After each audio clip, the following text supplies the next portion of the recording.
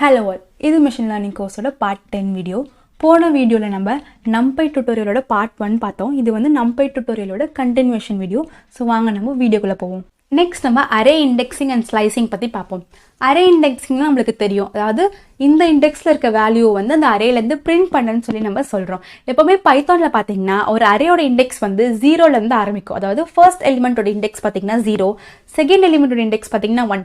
So எப்பவுமே வந்து index வந்து 0ல இருந்து ஆரம்பிக்கும். சோ இங்க வந்து நம்ம இந்த இண்டெக்ஸ்ல இருக்க நம்பர் பிரிண்ட் பண்ணனும்னு சொல்லி நம்ம எப்படி கொடுக்கிறதுன்னு சொல்லி பாப்போம். So print data 1d square bracket open பண்ணி 0 ன்னு கொடுத்தோம்னா 0th இண்டெக்ஸ்ல இருக்க நம்பரை பிரிண்ட் பண்ணனும்னு சொல்லி நம்ம சொல்றோம். 0th இண்டெக்ஸ்னா என்னது? First number. சோ அரேல இருக்க ஃபர்ஸ்ட் நம்பர் பாத்தீங்கன்னா நமக்கு என்னது? 1. சோ 1 ன்னு சொல்லி நமக்கு அவுட்புட் வந்து கிடைக்கும். இதுதான் வந்து ஃபர்ஸ்ட் பொசிஷன் இருக்கு அரேல. நெக்ஸ்ட் பாத்தீங்கன்னா இப்போ நம்ம 2D டேட்டால வந்து பிரிண்ட் பண்ணலாம். print 2d 1,2 அப்படினா என்னது? 1 னா என்னது? Second element. 2 னா என்னது?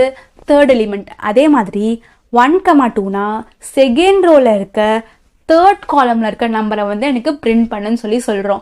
அவுட்புட் பாத்தீங்கன்னா வந்து நம்மளுக்கு 6 கிடைக்கும். ஏன்னா செகண்ட் ரோல தேர்ட் காலம்ல பாத்தீங்கன்னா நம்மளுக்கு 6 நம்பர் தான் இருக்கு. ஸோ இதுதான் வந்து இண்டெக்ஸிங். நெக்ஸ்ட் நம்ம ஸ்லைசிங் பார்ப்போம். ஸ்லைசிங்னா என்னன்னா இந்த மாதிரி ஒரு நம்பரை பிரிண்ட் பண்ணாம எனக்கு வந்து செட் ஆஃப் நம்பர்ஸை வந்து பிரிண்ட் பண்ணு. அதாவது இந்த இண்டெக்ஸ்ல ஆரம்பிச்சு இந்த இண்டெக்ஸ் வரைக்கும் எனக்கு வந்து பிரிண்ட் பண்ணு அப்படின்னு சொல்லி சொல்றது தான் வந்து ஸ்லைசிங். ஸோ ஃபர்ஸ்ட் நம்ம 1D டேட்டாவில் ஸ்லைசிங் பற்றி பார்ப்போம். print data 1D colon 3 அப்படின்னா என்னதுன்னா 0லேருந்து 3 வரைக்கும் பிரிண்ட் பண்ணுன்னு அர்த்தமா? கிடையாது. 0th இண்டெக்ஸ்லேருந்து செகண்ட் இண்டெக்ஸ் வரைக்கும் பிரிண்ட் பண்ணு. அதாவது 3ன்னு கொடுத்தோம்னா நம்ம வந்து 1 கம்மியாக தான் பிரிண்ட் பண்ணோம். ஸோ 3 வந்து இன்க்ளூட் ஆகாது. லாஸ்ட்டாக கொடுக்கறத விட ஒரு இண்டெக்ஸ் வந்து கம்மியாக பிரிண்ட் பண்ணோம். ஸோ அப்படின்னா என்னது? 0th இண்டெக்ஸில் என்ன இருக்குது? 1. ஃபர்ஸ்ட் இண்டெக்ஸில் என்ன இருக்குது? 2. செகண்ட் இண்டெக்ஸ்ல என்ன இருக்கு? 3. ஸோ 0லேருந்து நம்மளுக்கு செகண்ட் இண்டெக்ஸ் வரைக்கும் பிரிண்ட் ஆகும். இப்படி தான் வந்து 1D டேட்டாவில் வந்து ஸ்லைசிங் வேலை செய்யும். 2D டேட்டாவில் நம்ம பார்ப்போம். 2D டேட்டாவில் பார்த்தீங்கன்னா நான் print data 2D colon, 1 column. First நம்ம வெறும் காலன் கொடுத்துருக்கோம். அப்படின்னா என்னன்னா நம்மளுக்கு வந்து எல்லா ரோஸும் வேணும், ஃபுல் ரோஸும் வேணும். என்னென்ன காலம்ஸ்லாம் வேணும்?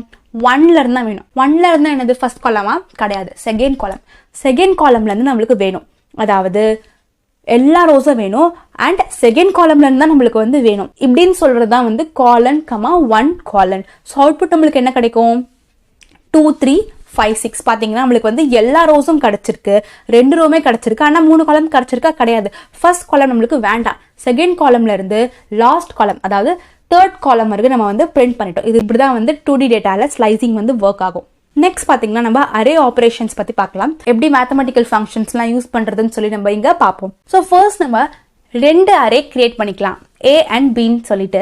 ஸோ ஃபர்ஸ்ட் நான் வந்து ஏன்ற ஒரு அரே கிரியேட் பண்ண போறேன். எப்படி கிரியேட் பண்ணணும்? np.array 1, 2, 3. ஸோ ஃபர்ஸ்ட் A அப்படின்ற அரே நான் கிரியேட் பண்ணிட்டேன். நெக்ஸ்ட் Bன்ற அரே நான் கிரியேட் பண்றேன். B is equal to np.array 4, 5, 6. So AB அப்படின்ற அரே நான் வந்து கிரியேட் பண்ணிட்டேன். இப்போ நான் அந்த 2 அரேல இருக்க நம்பர்ஸை நான் வந்து ஆட் பண்ணணும் அப்படின்னா நான் என்ன பண்ணணும்னா அடிஷன், ஏதாவது ஒரு வேரியபிள் நான் வந்து இங்கே அடிஷன் யூஸ் பண்ணுறேன்.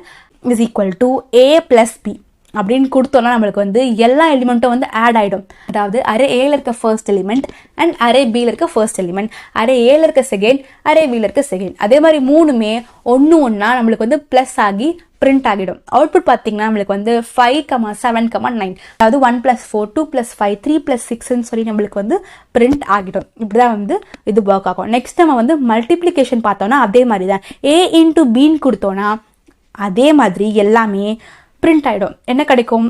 4 into 1 4, 2 into 5 10, 3 into 6 18. இப்படி தான் நம்மளுக்கு வந்து எல்லாமே கிடைக்கும். இப்போ நம்ம வந்து ஈச் எலிமெண்ட், அதாவது அரேல இருக்க ஈச் நம்பருக்கு வந்து நம்ம வந்து எக்ஸ்பொனென்ஷியல் வேல்யூ இல்லை லாக் வேல்யூ கண்டுபிடிக்கணும்னா exponential of A is equal to np.exp அப்படின்னா எக்ஸ்பொனென்ஷியல் கண்டுபிடிக்கிறது. ஆஃப் ஏன்னு கொடுத்தோன்னா நம்மளுக்கு வந்து அரே ஏல இருக்க ஒரு எலிமெண்ட்டோட எக்ஸ்பொனென்ஷியல் வேல்யூ கிடைச்சிடும்.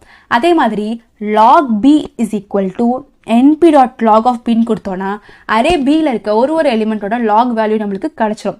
இப்படி தான் வந்து இது ஒர்க் ஆகும். ஸோ இதை தெரிஞ்சுக்கிறது ரொம்பவே இம்பார்ட்டன்ட். நெக்ஸ்ட் நம்ம ப்ராட்காஸ்டிங் பற்றி பார்ப்போம். அப்படின்னா என்னன்னா ஒரு அரேவையும் ஒரு எலிமெண்ட்க்கு எப்படி ஆட் பண்ணுறதுன்னு சொல்லி நம்ம பார்க்கலாம்.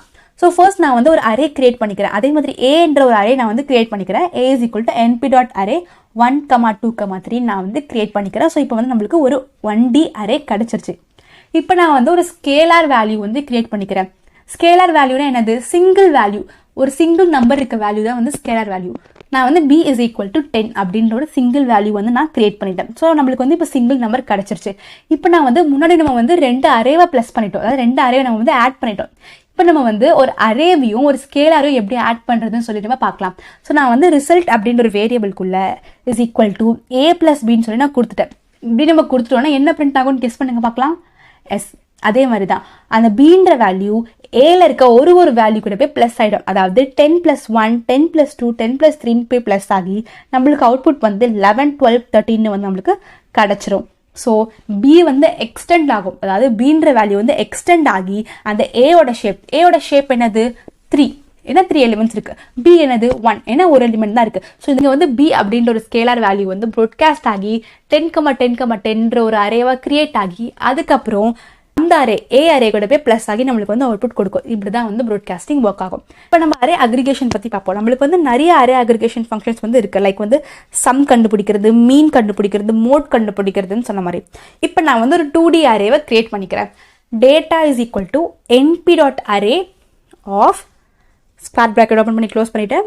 நெக்ஸ்ட் இன்னொரு ஸ்கொயர் ப்ராக்கெட் ஓப்பன் பண்ணி 1, 2, 3 இன்னொரு வேல்யூ 4, 5, 6 சொல்லி நான் வந்து ஒரு 2D அரேவை கிரியேட் பண்ணிட்டேன். இதில் வந்து எனக்கு 2 rows இருக்குது, 3 columns இருக்குது. இப்போ இதில் இருக்க எல்லாத்தோட சம்மை வந்து நான் கண்டுபிடிக்கணும் அப்படின்னு நான் வந்து சொல்கிறேன்.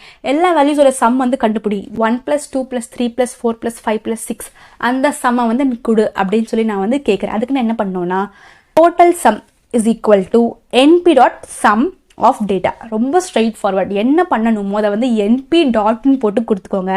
எதில் போய் அதை வேலை செய்ய வைக்கணுமோ அதை வந்து அந்த ப்ராக்கெட்குள்ளே கொடுத்துக்கோங்க. இப்படி தான் வந்து ரொம்பவே சிம்பிள். இப்படி கொடுத்தாலே அதை வந்து தானாகவே ஒர்க் ஆகிடும். இதை கொடுத்தோன்னா நம்மளுக்கு என்ன கிடைக்கும்?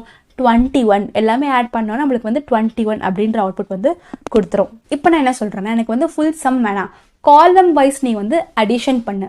காலம் வைஸ் பண்ணு அப்படின்னா என்னது? 1 + 4, 2 + 5, 3 + 6 அதை மட்டும் எனக்கு ஆட் பண்ணி சொல்லு நான் சொல்கிறேன். அதுக்கு நான் என்ன கொடுக்கணும்னா காலம் some is equal to np.sum data comma.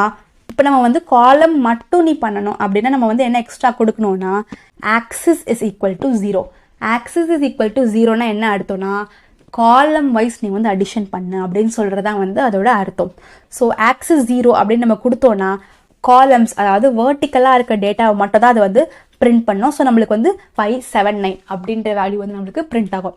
இப்போ நம்ம வந்து காலம் வைஸ் சம் கண்டுபிடிச்சிட்டோம். இப்போ வந்து நம்ம ரோ வைஸ் மீன் கண்டுபிடிக்கிறோம்னு சொல்லி நினைக்கிறோம். அப்படின்னா என்ன பண்ணுவோம்? Row mean is equal to np.mean of data comma காலம்னா ஆக்சஸ் இஸ் ஈக்குவல் டு 0. ரோனா என்னது? Simple, axis is equal to 1. அப்படின்னா ரோலை மட்டும் நீ வந்து ஆப்ரேட் பண்ணு, அதாவது ஹாரிசான்டலாக மட்டும் நீ வந்து ஆப்ரேட் பண்ணு சொன்னோன்னா நம்மளுக்கு வந்து என்ன கிடைக்கும்? ஃபர்ஸ்ட் ரோ 1, 2, 3யோட மீன் என்னது? 1 + 2 + 3 என்னது? 6. 6 / 3 என்னது? 2.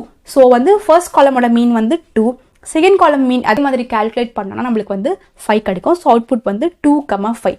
இப்படி தான் வந்து row wise and column wise வந்து தனித்தனியாக ஆப்ரேட் பண்ணலாம். இந்த மாதிரி பண்ணுறதுனால நம்ம வந்து ஈஸியாக டேட்டாவை வந்து சம்மரைஸ் பண்ணிடலாம். எல்லா மேத்தமெட்டிக்கல் ஆப்ரேஷன்ஸும் நம்ம வந்து தனித்தனியாக காலம் வைஸ் அண்ட் ரோ வைஸ் வந்து நம்ம வந்து அப்ளை பண்ணிக்கலாம். இந்த மாதிரி நம்ம பண்ணுறதுனால ஈஸியாக நம்ம டேட்டாவை வந்து ஹேண்டில் பண்ணிக்கலாம் NumPy யூஸ் பண்ணி. இதோட இந்த வீடியோ முடியுது. உங்களுக்கு பிடிச்சிருந்தா லைக் பண்ணுங்கள், உங்கள் ஃப்ரெண்ட்ஸ்க்கும் யூஸ்ஃபுல்லாக இருக்கும்னு நினச்சிங்கன்னா ஷேர் பண்ணுங்கள். நெக்ஸ்ட் வீடியோவில் நான் இன்னொரு டாப்பிக்கோடு உங்களை பார்க்குறேன். பாய்.